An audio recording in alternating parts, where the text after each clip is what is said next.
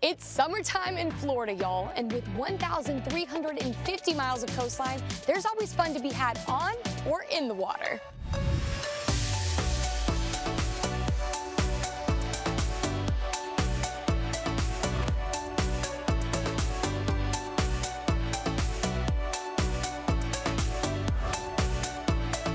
We have all these dolphins right here.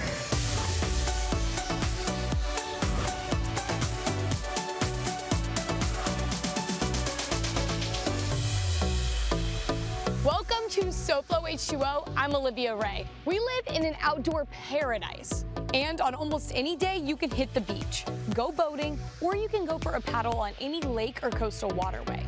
Today, we're going to show you a great place to take the family for a local snorkeling adventure. We'll take a look at some action camera accessories to help you capture those video memories, and we'll take you freediving and spearfishing with social media influencer and U.S. spearfishing team member Julie Higgs. So grab your sunscreen and a towel. You'll need them both for the next 30 minutes.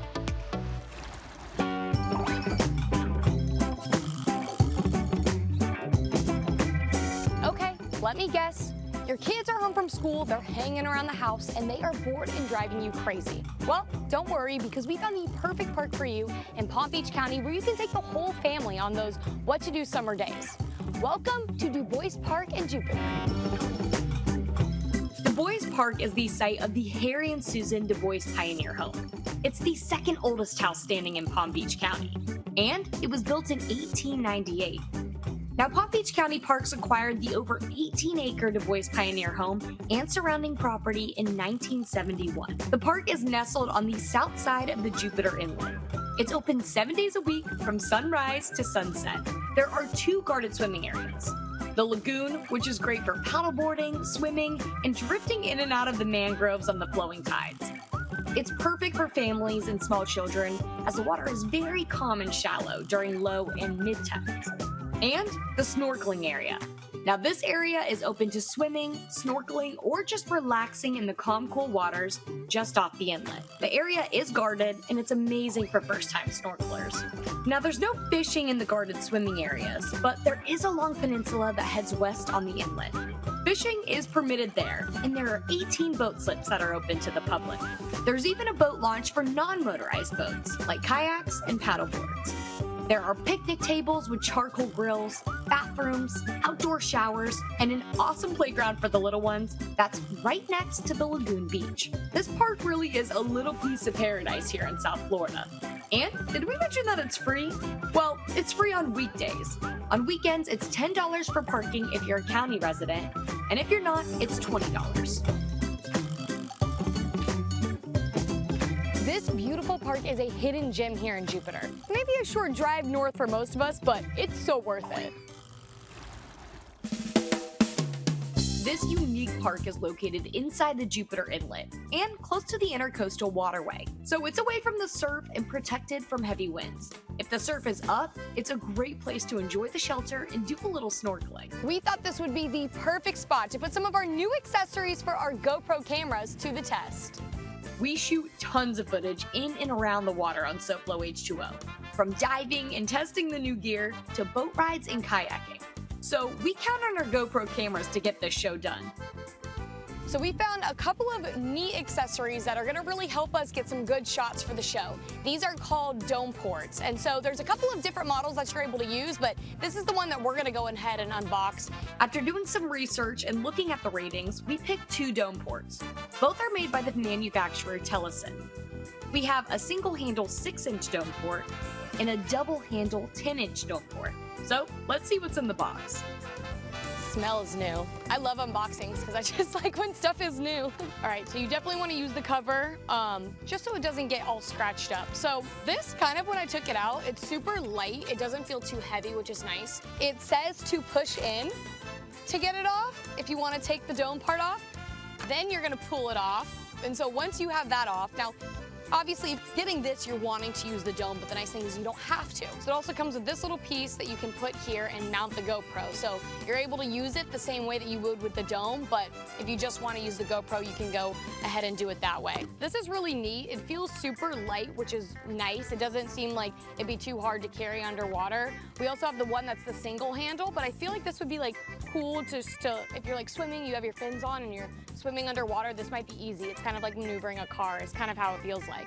A nice feature about this, even though you do get the dome port to kind of come like this is for that, you know, double surface level, the split level image. So you're able to get above the surface, you're able to get below the surface. It's a neat image that you don't just get if you just have the regular GoPro. It also has nice features to mount additional stuff onto this. So shoe mounts on the bottom, whether that's cameras or anything else, they have the shoe mounts right here. And then they have 2 mounts on the top. So we actually are getting some lights to use, you know, at a later date to test it out in the water. But if you're not using this in the daylight, you're gonna want some extra light. And so that's where these really come in handy for you. So let's open this one now. This is our second little guy. So this is gonna be the one that only has one handle. I think the one nice thing about having one handle for this one is if you're needing to help yourself swim and just hold that one, you're able to kind of swim and then also maneuver the one handle rather than having to hold on to 2. Okay, so another cover, really secured boxing, which is one thing I love. And here is our second little dome. And this one is all wrapped up. There is no kind of difference in the size of the actual dome, which is nice. And then again, place for your GoPro, and then in the front you can see where that little camera lens would be, and then of course you have the double lens with the dome. So we're gonna go ahead and we are going to put our handle on it. So this is just the singular handle. I honestly like this handle better just from feeling it. It's like rubber around the handle, which is a really good grip. The other one kind of seems like it could slip from your hands a little bit, and this one seems a little more low profile. The best location to use these types of housings are in calm, preferably clear water, like a pool, a lagoon, or right here in DuBois Park. After trying these 2 dome ports out, we really like them both. We think the smaller 6-inch dome with the single handle is a little easier to handle in the water, but they both do a great job. And for the price, they're well worth grabbing one for your next H2O adventure. When we come back, we get out on the water in Fort Lauderdale with Captain Mike, and he gives us some tips on how to be safe this summer.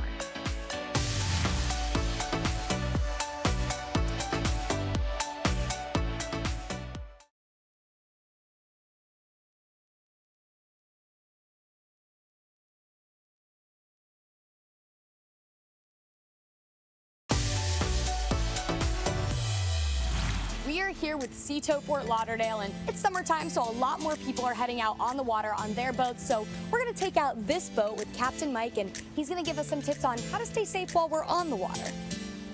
So before jumping on, SeaTow lent the crew and I a few life vests. We had to secure them by buckling all 3 straps, and then we were good to jump on.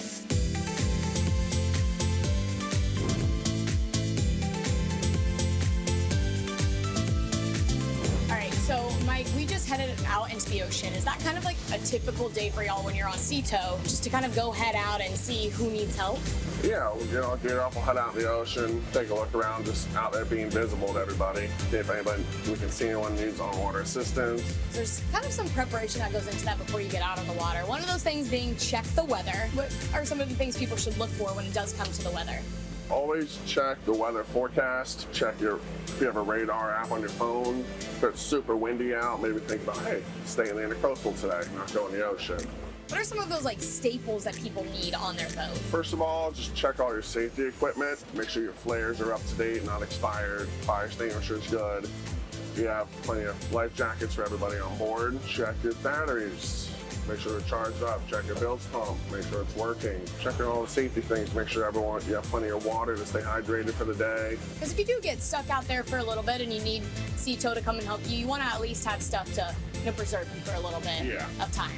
You guys are patrolling 24/7, so anybody that's out on the water, they can have your assistance at any time. Yeah, of course. So what are the things that you guys keep on this boat? So if someone does call for your assistance, how are you guys able to help them? I know the term that's going around is you guys are kind of the AAA on water. So how are you guys able to assist those boats that need help? We do offer battery jumps, so we have extra long jumper cables. Jump your boat battery, get you going again. We have 20 gallons of gasoline on the boat. We can supply to you if you're out of gas, give you the gas to get you going back home safely. We have 2- and 4-stroke oil on the boat. We can give to you if your engine is low on oil. We offer prop disentanglements. If the anchor line gets in the prop, we'll come out, cut it for you, and get you back on your way. What territory are you guys doing? Because we're in Broward right now, so how far are y'all able to go? It's like a national franchise, so we have almost every body of water around the U.S. has a SeaTow in it.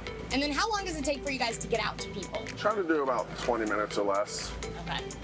Which is good. You're not hanging out on the water too long with no help. They're coming for you right away. How can people, get in touch with y'all? We're always standing by on VHF channel 16. Then we have our second VHF, which we scan channels in case someone calls for help on the wrong channel, we can still hear them. Or you can always call the 1-800-SeaTow number, which is like our corporate office, the main dispatch.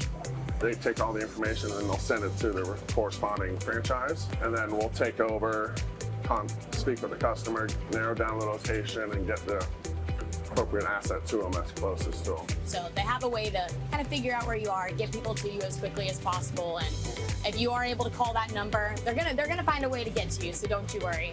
I am so happy I got to spend a few hours getting familiar with all the things I needed to stay safe before heading out on the water this summer. I'm feeling a lot more prepared for whatever day on the water has in store. I hope these tips helped you as much as they helped me. And hey, maybe I'll see you out there this summer. Coming up on SoFlo H2O, we are going deep underwater with one of the top freedivers in the nation. So stick around because we're going to introduce you to Julie Higgs, who is a freediver and spearfisher with world record catches.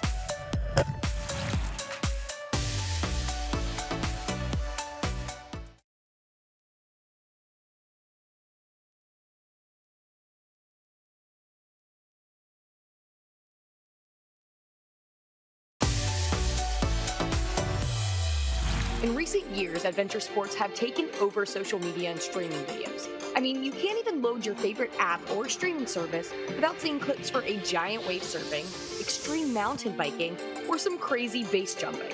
Well, in the world of adventure sports, water plays a huge role in many of them. That's why we wanted to introduce H2O fans to the sport of spearfishing.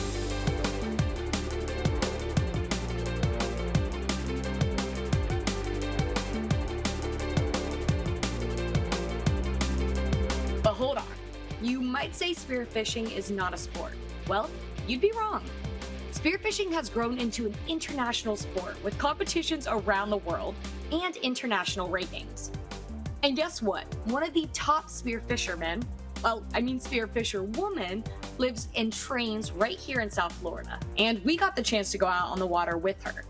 Meet Julie Higgs. Julie is a true waterman. She's been sailing since she was just a little girl. She surfs, she loves to fish, she's a firefighter, a freediver. Oh, and did we mention that she's a world-class spearfisher?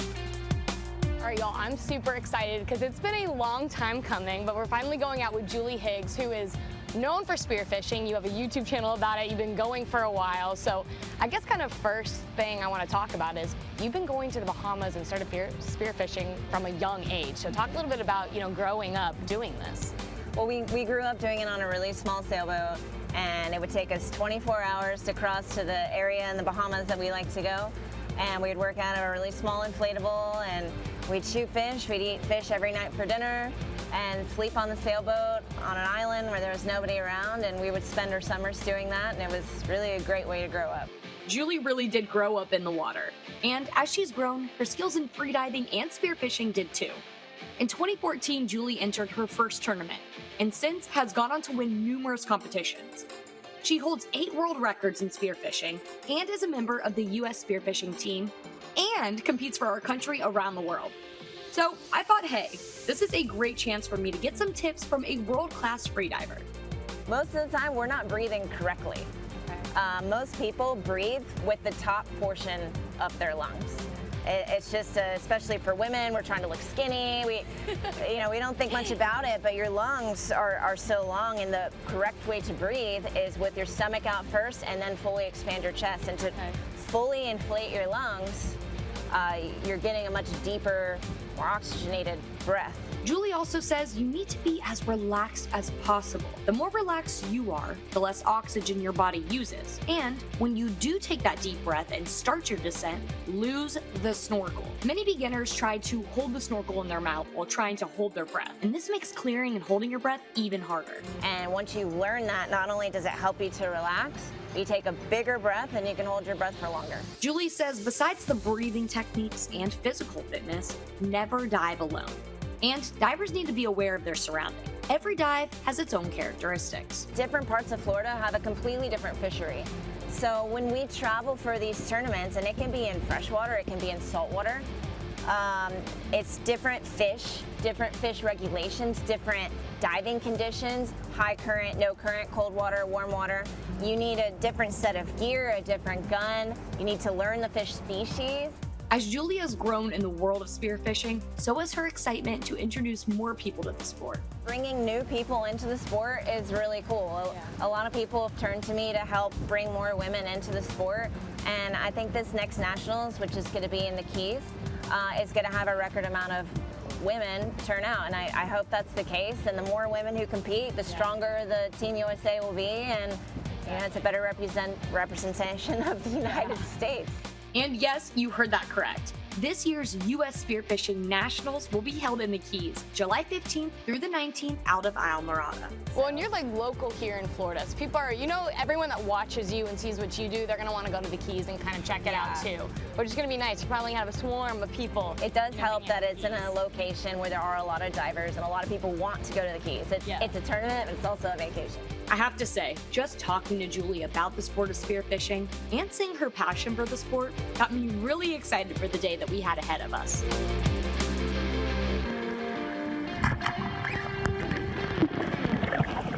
Don't go anywhere. When we come back, Julie and I go over the day's game plan for our dives and hopefully get a successful day of fishing. SoFlo H2O will be right back.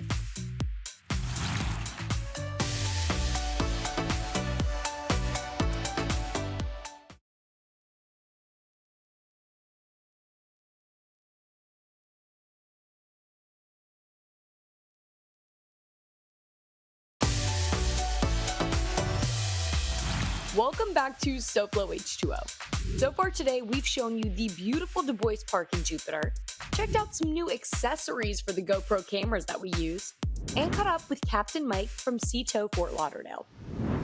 We also talked to world record holder and U.S. spearfishing team member Julie Higgs as we headed out for a day of spearfishing. So now, let's take a look at how our trip with Julie went.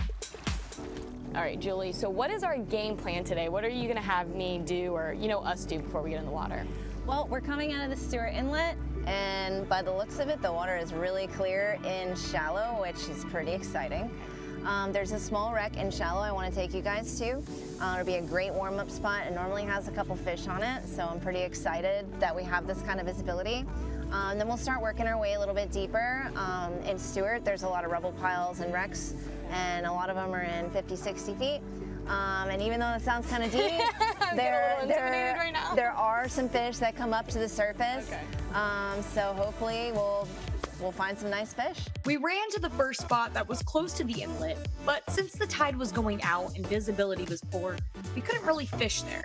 So we ran south between St. Lucie Inlet and Jupiter Inlet to some rock piles in about 60 to 70 feet. Time to put on our gear and finally get in the water. Julie did give me some great instruction on basic techniques as we got ready. The calmer you are and the closer you get, the more likely you are to land the fish. You try your best to aim for the head. You could try not to splash too much, get as close to the fish as possible.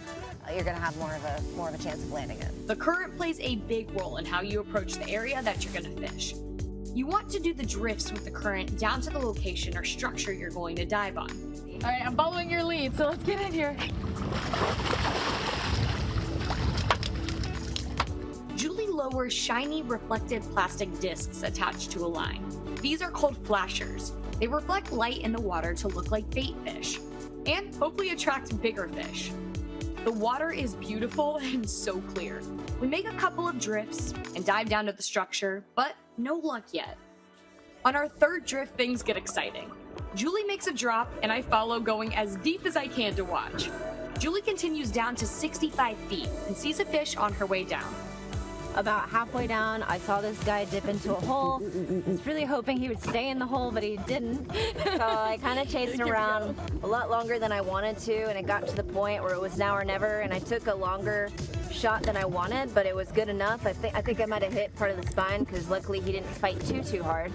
I let some line out while I was coming up just to get myself to the surface, and yeah, we landed a really nice fish. What? This thing was cute. Julie shot and landed a huge mutton snapper. The dive and the shot were both perfect, and watching it was simply amazing. I mean, 65 feet down and stalking the fish on a single breath? I can see why Julie is one of the best in the world at what she does.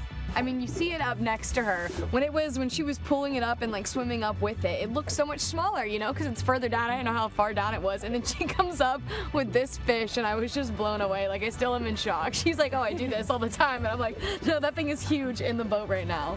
Yeah, this is incredible. We're not going to have to measure this one. It's a good one. Well, thank you for bringing us out here. This was probably the best outcome that we could have had coming out here. It took us a little bit. We swam around. I tried to keep up with you, but I honestly appreciate it, and this just made the day. Yeah, thank you. I'm really enjoying being out here with you guys, and I'm excited to enjoy this for dinner with you. Our day with Julie ended on such a great note. We got to tell stories about the day with the crew on the ride home. And we agreed that we'll catch up with Julie in future episodes of SoFlo H2O. Yeah, you did great. Remember, if you want to see any of our past episodes, you can always go to our YouTube channel. And if you guys want to share some of your fun experiences in the water, just send it to our Instagram, SoFlo H2O Show. If you want to stay up to date with all of our adventures on the water, be sure to follow us on all of our social media platforms by scanning the QR code right there on your screen. Wow, what a show. Above the surface, we all know how beautiful our little piece of paradise is. But today we decided to give you a little glimpse into the sheer peace and beauty that lie just below the surface. We hope that we inspired you to get active and explore it all on your own. And just remember, if you want to have fun in South Florida, just add water.